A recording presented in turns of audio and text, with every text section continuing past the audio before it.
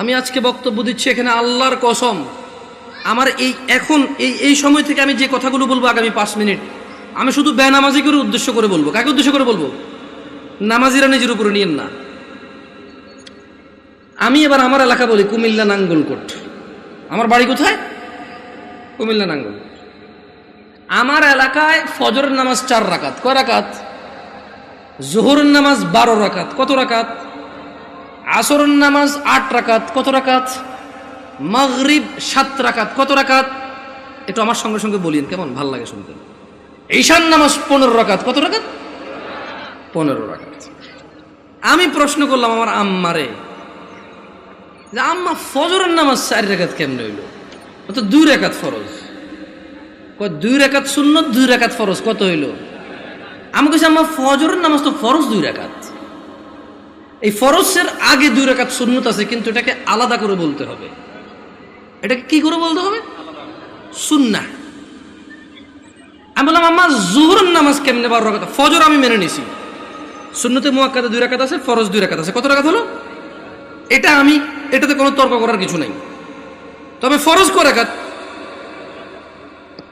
মানে কত রাকাত না পড়লে সে লোক কুফরি করেছে? 4 রাকাত না 2 রাকাত? মানে ফজরের নামাজ একজন লোক কত রাকাত না পড়লে কুফরি করেছে? 2 না 4? 2 রাকাত না পড়লে কুফরি করেছে। বুঝেছি না? আসেনি?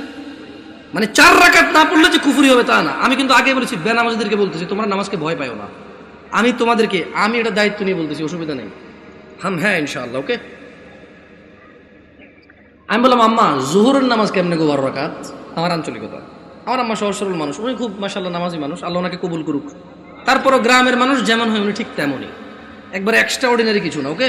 আবার একবারে নর্মাল না, ঠিক গ্রামের মা। উল্টাপাল্টা গুলো আগে মারতো দূরে, হ্যাঁ, একবারে ঠিক গ্রামের মাই।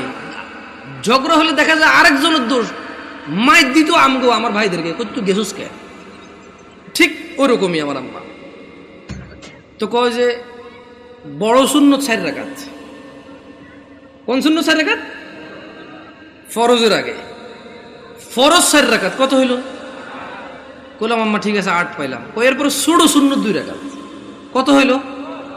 কইলাম আম্মা 10 পর্যন্ত কিন্তু আমি বুঝছি, কারণ এখানে 6 রাকাত সুন্নতে মুআক্কাদা আছে।